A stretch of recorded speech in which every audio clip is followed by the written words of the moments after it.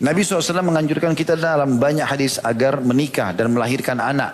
Beliau menganjurkan kita mengenai hal tersebut dan melarang kita hidup membujang.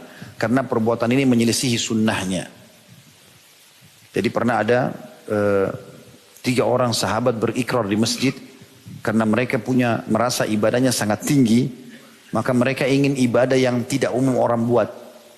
Maka mereka bilang satu sama yang lain, ayo kita ke rumah Nabi SAW. Mungkin di rumah Nabi ada informasi ibadah yang belum kita tahu. Di luar rumah kita sudah tahu semua Nabi buat apa. Mereka datang ke rumah Nabi SAW lalu tanya. Ternyata Aisyah menjelaskan, kalau Nabi SAW di rumah seperti laki-laki seseorang antara kalian. Dia penuhi hajatnya sendiri atau dia membantu keluarganya. Bahkan Nabi SAW pernah menjahit sendiri sendalnya yang putus. Maka mereka seakan-akan menganggap ingin informasi yang lain. Seakan-akan mereka anggap ini kok cuma seperti ini ya. Maka 3-tiganya berikrar di masjid. Dan didengar oleh sahabat-sahabat Nabi yang lain.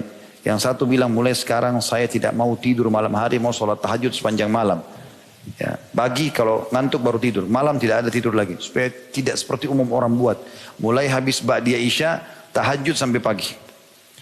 Yang kedua mengatakan saya mulai sekarang puasa tidak mau buka puasa. Kecuali saya sudah tidak tahan. Jadi kayak misalnya hari ini Kamis antum puasa. Orang azan buka puasa dia tidak mau buka puasa. Dia tahan sampai besok. Masih tahan sampai hari ketiga. Dia mau buat berbeda. Yang ketiga bilang mulai sekarang saya nggak mau nikahi wanita. Daripada mengganggu ibadah saya nggak mau berurusan sama perempuan. Nabi SAW dengar. Naik di atas mimbar. Lalu beliau berkhutbah. Memuji Allah dan membaca salawat untuk diri beliau SAW. Lalu beliau mengatakan. Telah sampai kepada saya berita begini dan begitu.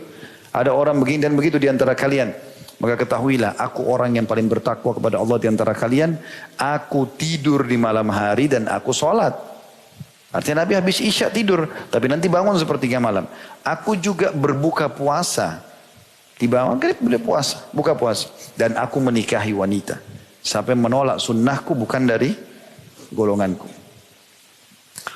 Kata beliau, saya kemukakan kepadamu saudaraku yang budiman sejumlah hadis yang menunjukkan hal itu. Yang pertama, nikah adalah sunnah para rasul. Nikah adalah salah satu sunnah para rasul. Lantas apakah engkau akan menjauhinya wahai saudaraku yang budiman? Kata beliau.